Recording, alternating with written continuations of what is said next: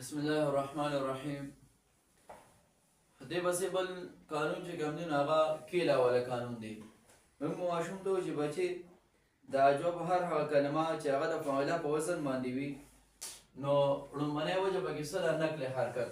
لکه ورته ووایو چې بچې دا فاعله به وزن فاعله، نو په دې کې به موږ نقل حرکت وکړو. یعنې څه به وکړو؟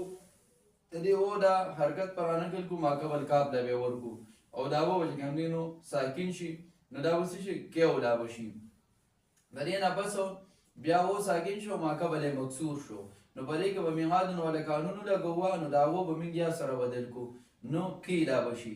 لومړنۍ کویلا بیا کیولا بیا کیلا، نو دا کویلا نه چې کوم دی نو کیلا جوړ شو. ورته وایي چې دویمه وجه په دې کې وایي څه دی؟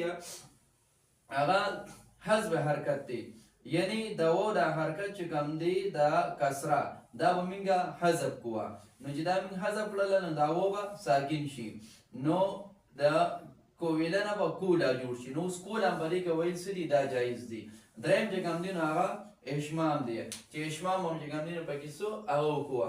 نو په دې طریقې سره ماشوم په دې قانون باندې پوهې کول پکار دی. او بیا هم دغه شان د دې باب نه ورته اسانه صیغې وروړلو او په هغې کې ورته څه وکوه؟ اجرا ورسره وکوه چې دې په دې باندې پوه شي.